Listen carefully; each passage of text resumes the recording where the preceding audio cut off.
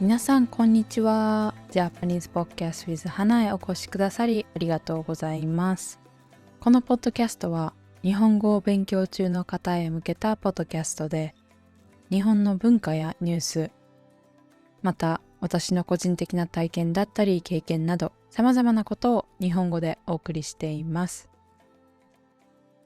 皆さん元気にお過ごしでしょうか？今回は一つちょっといつもと違う感じで話していこうかなと思います。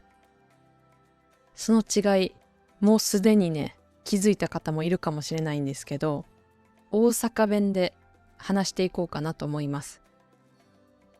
何回か関西弁で話してほしいっていうリクエストをいただいていたので、今回はその関西弁を入れつつ話していこうかなと思います。いつもいや関西弁話してるやんって思ってる方もいるかと思うんですけど、私的にはいつもはちょっと標準語寄りというか関西弁の色をできるだけ薄くして話していたつもりでした。なので今回は、これから関西に旅行に行くよとか、今関西に住んでいて関西弁のリスニングをしたいなって思ってる方がいたら、ぜひ何回も聞いてみてほしいし、関西に別に旅行に行く予定も何もないけど、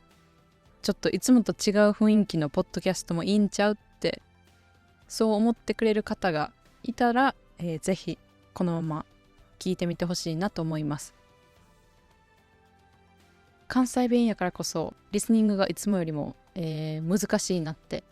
思う部分がたくさんあると思います。それも練習として何回か聞いて、いろんな日本語のリスニング練習として聞いてもらえればなと思います。で、今回のテーマなんですけど、今回は日本の夏をどう乗り越えるかについて話していこうかなと思います。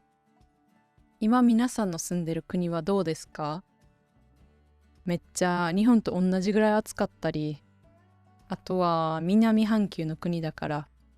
逆に冬になってきてめっちゃ寒いよ、もう凍えそうみたいな、そういう場所もあるかなと思います。または赤道近くの国で、いやもう一年中暑いよとか、雨がたくさん降るシーズンだからもうずっと雨降ってるわ最近みたいな人もいるかなと思います。日本はどんどん夏に近づいてきて、もう最近はほんまにめっちゃ暑いです。めっちゃ暑すぎて、もう一歩も外に出たくないって思ってしまうぐらいほんまに暑いです。どのぐらいの気温がそんな暑いんって思う人もいるかと思うんですけど、気温はだいたい30度から35度ぐらいになります。で、35度ってそんな別に他の国やったら40度とか45度の国もあるやんって思うかもしれないんですけど、何が暑いかって湿気がもうものすごいです。本当に家から一歩出ると汗だくっていう、本当にそんな感じで、日差しもめっちゃ強くて、もうほんまに溶けそうになるぐらい暑いです。で、日本に住んでる人はそれを頑張って乗り越えていかないとね、いけないので、やっぱり外に出ないっていうわけにはいかないじゃないですか。仕事にも行かないといけないし、学校にも行かないといけないし、友達とも会いたいし、ね、どっかお出かけもしたいし、旅行もしたいしっていうことで、いろいろね、予定はたくさんある方が多いと思います。で、それをどうやって乗り越えていくかっていうのをお話ししようかなと思います。日本人からすると、もうまたこの季節来た、うわ汗だくやっていう感じなんですけど、それをどう過ごしているかっていうのと、あとは夏に日本に旅行に行きたい、または日本に旅行する予定があるっていう方は、こういうことに気をつけておけばいいんだなっていうのが学べるかなと思います。じゃあまず一つ目、いろいろ紹介したい皆さんにも使ってみてほしいグッズがあります。それは日傘です。いや、日傘かい、何も別に新しいものちゃうやんって思った方もいるかと思うんですけど、で、日傘を使うことが全然珍しくないとか日常やでって思う方もいっぱいいると思います。で、そういう人はもちろんね、これからも日傘を使ってくださいっていう、感じなんですけど、日傘別に普段持ってないし全然使わんって人は、日本にいる間だけでもぜひ使ってみてください。ミニマリストの方とか、いやなんかそんなわざわざ荷物増やしたくないしっていう方もいるかと思います。普段ね、カバン重なるやんって思う方もいると思うんですけど、それでもぜひ日傘は日本にいる間だけでも使ってみてくださいって強くお勧めしたい理由があります。それは日傘を差すだけで体感温度が全然違います。直射日光を避けるだけで、日傘を差すだけで倒れそうになるぐらいの暑さが軽減されます。ちょっとコンビニに買い物行くとか、1、2分しか外出えへんっていう場合はなくても大丈夫なんですけど、10分以上とか、それ以上外にいる場合はもう絶対日傘を使ってみてください。ほんまに体感温度が全然違います。使ってみたらわかると思います。で、本当に最近はね、どんどん改良されてきて、傘を差しているだけで本当に快適まではいかないですけど、比較的涼しく過ごすことができるぐらいちゃんと日差しをカットして熱がね上がらないようにしてくれます。で、ユニークな傘とかもあって、傘のこうなんていうんですかね、持つところ、手で持つところらへんに扇風機がついていて、そこから風が出てきてめっちゃ涼しく快適に過ごせるみたいな日傘もあります。あとはそのさっき言ったみたいに荷物をあんまり持ちたくない、重くなるのが嫌っていう方は軽い傘もあります。ほんまに軽量化されためっちゃ軽い傘もあります。比較的軽い傘を選ぶとそんなに負担なく、日頃日常で使えるかなと思います。で、一個注意点があって、それは軽すぎるとちょっと風が吹いただけですぐ傘が飛んでいきそうになります。で、傘が壊れるわけではないですが、傘が裏返ってしまったりするので、そこは一つ注意です。なので、めっちゃ軽いよ軽いよってその軽さだけを謳っている傘を選ぶんじゃなくて、自分でお店とか行って手で持ってみて、確かに軽いなっていうのを確認して、で、傘を広げてみた時に骨組みがしっかりしてるかっていうのをそこをちゃんと確認して買うことをお勧めします。あとは日傘でもファッションの一部として、ファッションアイテムとしていろいろ可愛いデザインとかカラフルな、傘も売ってるので、そういうなんかファッションの一部としても取り入れたい、トータルコーディネートみたいな感じにしたい方も本当にいろんなデザイン、いろんな色の傘があるので、ぜひ一度お店とかに行って買ってみてほしいです。あと一つ、日傘を買うときに雨の日も使える傘を買うのをおすすめします。太陽の光もカットしてくれるし、雨が降っても大丈夫っていう傘があります。それを買うことを私はおすすめします。そうすることで傘を2つね、使い分けなくていいし、あと夏って日本は夕立とか、なんか急に天候が変わって急に雨が降ってくるっていうこともあります。そんな時に日傘を持っていれば、それ一つで使い分けをしなくていいので、一つで対応できるので、雨の日とその日傘として兼用と書かれた傘を買うことをお勧めします。日傘が雨に対応していないとどうなるかなんですが、もちろんその布があるのである程度は防いでくれます。ですがちょっと時間経ったり雨が激しい場合はだんだん内側が湿ってきて、でなんか水がポトって落ちてきたりします。でなんか穴開いてるって思って確認しても別に穴は開いてないけど、その素材的に水に対応していないので、こう内側まで湿ってきて、なんか傘さしてんのに雨降ってるみたいな状態になります。なのでそれを防ぐために兼用の傘、雨の日晴れの日どっちも対応している兼用の傘をおすすめします。あともちろん日傘を差すことで直射日光を避けることができるので日焼けも防げます。逆に日焼けして肌の色を黒くしていきたいっていう人もいるかと思うんですけど、やっぱり直射日光は肌には良くないので、直射日光は避けつつ、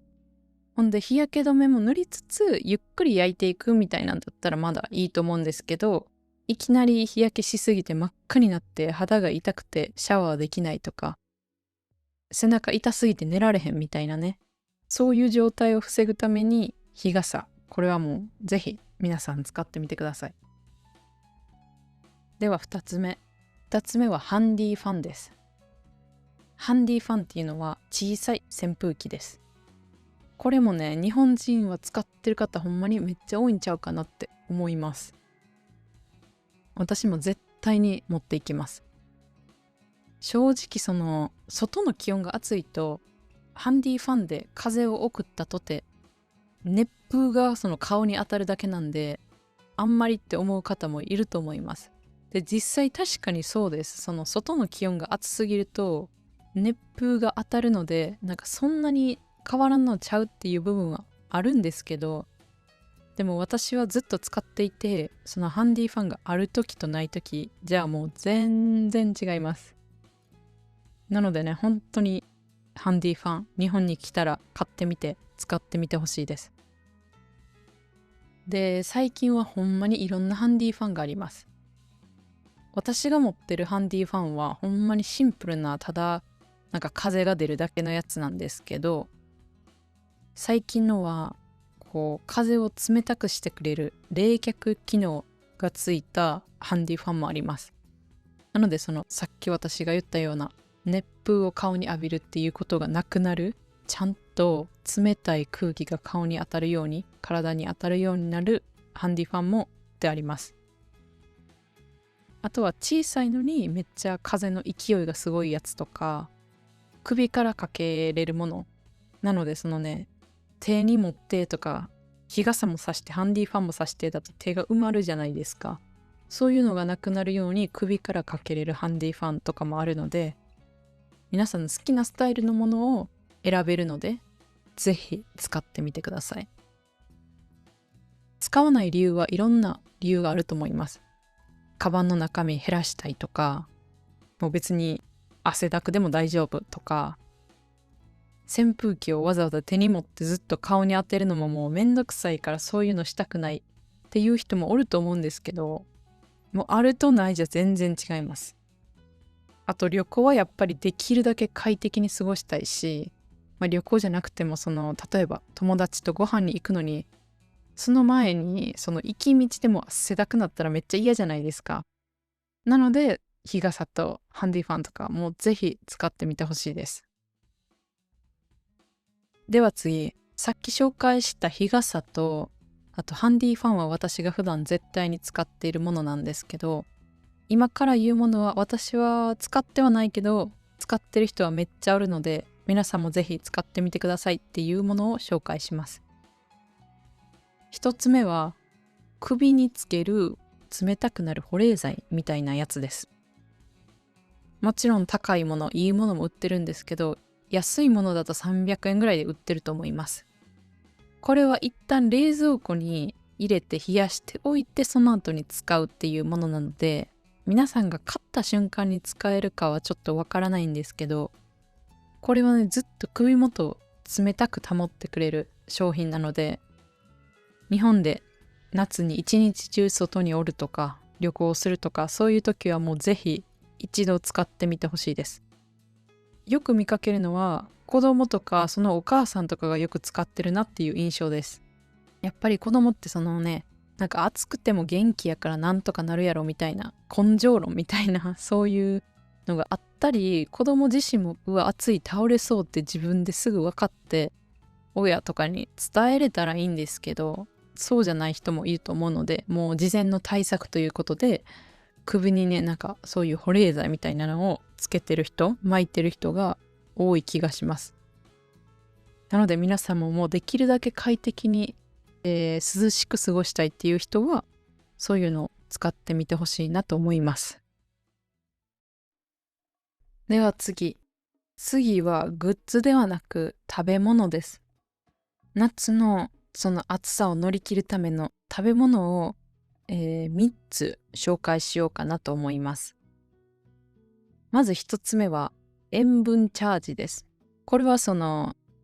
日本で夏に食べる有名な食べ物とかではなく、本当にスポーツをしてる間とか、日本で夏に長時間外におるときに絶対一つは持っていて損しないっていうものです。これはコンビニとか、あとはスーパーとか、どこに行っても夏は売ってると思います。で、皆さんも日本に着いたらまずコンビニ行ってこれを一つ買ってほしいです。なんでこれをここで紹介するかなんですけど、これは私の去年の体験から、絶対持ってた方がいいなって思ったのでご紹介します。去年私は夏のフェス、サマソニっていう音楽のフェスがあるんですけど、それに行きました。で、それはもう一日中ずっと外にいて、炎天下の中、気温は35、6、7、8度、そのぐらいあって、めっちゃ暑くて、もうずっと汗だくで、水何本もね、飲んでるんですけど、汗かきすぎてトイレとか一回も行きたくならないんですよ。そのぐらい汗をかきまくってた日があって、その時に夕方ぐらいもう汗だくでやばいやばいってなりつつも見たい歌手がいたので、その人混みの中に紛れて待ってました。その公演が始まるまで待ってたんですけど、その時にちょっとやばいかも、なんかフラフラするというかしんどなってきたみたいな、熱気がすごすぎて、なんかちょっとやばいかも、しんどいかも、倒れそうまでは言ってないですけど、なんかやばいって感じたんですよね。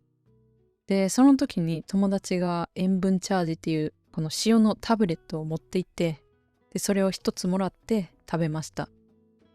じゃあもうびっくりするぐらい回復しましたなので水ばっかり飲むんじゃなくて、汗だくになるときは塩をチャージする。まあそういう塩入りのドリンクとかも売ってると思うんですけど、この塩分チャージはまあ誰でも簡単に気軽に食べられるので、一つカバンに入れておいてもいいんじゃないかなと思います。みんなやっぱり別に私は大丈夫、水もいっぱい飲むし、やばなってきたら、体力の限界来たら自分でわかるから、ちょっと休憩しようとかもできるから大丈夫って絶対に思うと思います。私も思ってました。なんですけど、やっぱりね、日本の夏は想像以上に暑くて汗だくになって、体験したことないぐらいになると思います。もう毎年毎年ほんまに気温も上がって、体感温度も上がって、熱中症になってしまいそうな、そんな日々が続くので、一つ水と塩分チャージのタブレットをカバンに入れておいて、汗めっちゃかいたなって思ったらそれを一つパクって食べるみたいな感じで、しておくと、旅行もね、暑いけど楽しいっていう旅行を楽しめるかなと思います。では次はちゃんとした食べ物です。日本人が夏によく食べるっていう冷たい食べ物があります。それは流しそうめんです。流しそうめんって聞いたことある人もいるかと思うんですけど、そうめんという細い白い麺があるんですけど、それをなんか竹を使って流してなんかキャッチして食べるみたいな、そういうちょっと遊び心のある食べ物があります。で、日本人は毎回そうやって遊びながら食べるわけではないんですけど、やっぱり夏といえばそうめんっていう人も多いんではないかなと思います。夏以外、春、秋、冬にそうめんを食べた記憶は私はないです。なのでほんまに夏限定の食べ物だなって思います。お店とかに行っても、夏になったらそうめんとかあるけど、冬とか違う季節は売ってないっていう、そういうところが多い気がします。なので皆さんも夏に旅行に来たら、そういう流しそうめんの体験をしてみるのもいいと思いますし、あとはなんかご飯食べに行ってそうめんがあったらそれを食べてみるっていうのもいいかなと思います。そうめんは決してめっちゃうまい、日本で食べた食べ物の中で一番良かったみたいな、そういう食べ物にはならない気がします。本当にただの白い細い麺で、それを麺つゆというつゆタレがあるんですけど、それにつけて食べるっていうだけのね、食べ物っちゃ食べ物です。でも流しそうめんはその体験を含めた食べ物なので、絶対にいい経験になると思います。なのでね、機会があればぜひぜひ流しそうめんを夏にね、体験してみてほしいなって思います。じゃあこれが最後で、もう一つだけおすすめしたい夏の食べ物があります。それはかき氷です。かき氷って聞いたことありますか？かき氷は氷です。氷をめっちゃ細かく機械で削って、そこに甘いシロップをかけて、それを食べます。これがめっちゃ日本の夏のデザートですね。おやつかなと思います。で、最近はほんまにふわっふわのかき氷がたくさんあって、いろんなカフェとかレストランとかでも、ふわふわの氷にすっごいフルーツとかいろんなシロップをトッピングして、もう見た目もものすごく豪華にしている美味しいかき氷があります。カフェとかに行ったらそういう夏限定の商品としてかき氷があるかなと思います。日本に、今住んでいる人とか、あとは日本に夏に旅行に来るっていう方はぜひかき氷をおやつとして食べてみてほしいなって思います。で、このかき氷を作るために氷を削る機械があるんですけど、その家庭用お家でかき氷ができるマシンとかもたくさんあります。なので日本に住んでいる方だったらこういうかき氷マシンを買ってみて、お家でちょっと楽しく夏を過ごすっていうのも一ついいかなと思います。私も今はもうかき氷マシンとかないんですけど、子供の時はお家にそのかき氷マシンがあって、それで夏休みなんかスポーツとかしに行った後遊びに行って、帰ってきた後にそのかき氷を食べるっていうのがよくやってたなって思います。それが私の夏休みの過ごし方だったなって思います。シロップとか甘いシロップとかいろいろ売ってるし、あとは練乳って言って甘いミルクがあるんですけど、それをかけて食べたりとか、よくしてたなって思います。あとは日本では花火大会っていうのが夏によくあります。花火大会は本当に、花火が何千発とかって上がる、そういう夏の日本のお祭りがあるんですけど、そこに行くと大体屋台があります。屋台っていうのは道で食べる、ストリートフード的な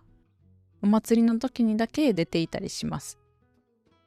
で、そこにかき氷は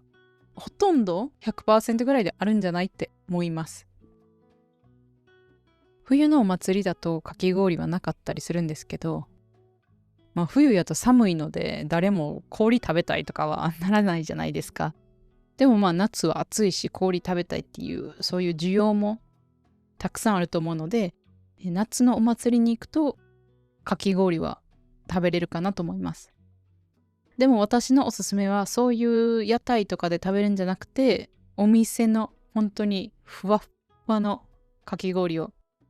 1回でいいから食べてみてほしいです。もうめっちゃ美味しいです。ほんまにふわふわの氷はめっちゃ美味しいです。食べたことない人からすると、いや、氷削って食べてなんやねんみたいな。氷削って何が美味しいんってなるかもしれないんですけど、そのふわふわの氷にいろんなフルーツ乗っけて、甘いシロップをかけてってするのが本当に最高です。で、体も冷たくなって、うわ、もういい日やってなるので、ぜひね、かき氷食べてみてください。今回は日本の夏をどう乗り切るかということについてお話ししてみました。そしてただ話すだけではなくて、関西弁で話してみました。どうでしたか？何か普段と違うなって思ったり、違う人が喋ってるんじゃないって思った人もいるかもしれないし、あんまり違いわからんかったけどなって思う人もいるかと思います。私的には結構違うなって思います。で、人と話していたら、どこの人と話そうと、東京出身とか、大阪出身、福岡出身とか、どこの人と話そうと結構関西弁は強く出てるなって思います。私がその関西弁で話すんですけど、関西以外の人と話すと、めっちゃ関西弁やなってよく言われます。自分的にはその関西弁あんまり出してないつもりでも、めっちゃ関西弁強いなってこう言われることがあるんですけど、ポッドキャストを撮るときはできるだけそうやって話さないように気をつけていました。やっぱり関西弁は聞きにくかったりちょっと限定的すぎるので、まあみんながわかるように、誰が聞いてもその勉強になるように、できるだけ関西弁抑えめでいこうって今までしてきました。で、そうやってポッドキャストを撮っていたら、もうね、60、これが6本目、7本目とかになるので、逆に一人で話すのに、その関西弁で話すのむずなってるっていうことに気づきました。まず関西弁で一人で話すのも難しいし、関西弁プラス敬語で話すっていうのがめっちゃ難しいなって思いました。普段敬語で話すことは私はあんまりないです。その会社で働いてるとかじゃないので、その毎日敬語を使って話すっていうわけではないので、なんかどうしてもその敬語を使っていてもめっちゃカジュアルに軽く聞こえてしまうんじゃないかなって思いました。あとなんかやっぱり関西弁だとノリツッコミじゃないですけど、ボケとツッコミみたいな感じで、ちょっとお笑い要素が入るみたいな、そういう雰囲気がある気がします。日本人同士で話すと。そうなるとどうしてもなんか敬語で話してるんだけど、ちょっとカジュアル寄りになる。あんまりビジネスとかのフォーマルではなくて、普段友達と話すようなめっちゃカジュアルになるので、そこがめっちゃ難しいなと感じました。で、皆さんからしたら別にカジュアルでも問題ないし、または敬語をめっちゃ勉強してるから敬語勉強したいとか、まあいろんな人がいると思うのでね、いろんな意見があると思いますが、今回私はちょっとね、新しい挑戦みたいな感じで、ちょっとだけいつもと雰囲気が違う感じかなと思います。あともう一つその気づいたのが、関西弁で話すとなんか声のトーンが低い気がします。普段ちょっとだけ標準語に近づけて頑張って話そうとしてると、声が高くなってるなって話してて思いました。皆さんこれ聞いてみてどうですかね。違いがあれば、ぜひコメントで書いてみてほしいし、あとは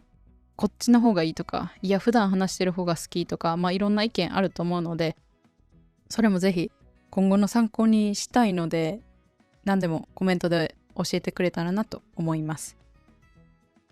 日本にこれから来る方、または今日本に住んでいる方は、もう日本は本当に本当に暑くなっていて、もう熱中症にいつなってもおかしくないっていう状態が毎日続いているので、水分と塩分補給をしっかりして熱中症にはならないように気をつけてください。で、あとは、私が紹介した夏を乗り越える方法として、日傘を差してハンディファンを使って、あとはいろんな冷却グッズみたいなのも使ってみて、楽しい旅行だったり暑い夏を乗り越えるように頑張っていきましょう。では最後にお知らせです。現在 Patreon と YouTube でメンバーシップをやっています。動画のトランスクリプトが欲しい方、またはこのポッドキャストをこれからも作っていくための応援サポートをしてくださる方がいましたら、ぜひメンバーシップへの参加お願いいたします。またすでに参加してくださった方々、本当にありがとうございます。これからも動画を作っていくので、応援していただければと思います。ありがとうございます。では今回はここまでになります。最後まで聞いてくださり本当にありがとうございました。ではまた次回のエピソードでお会いしましょう。それでは。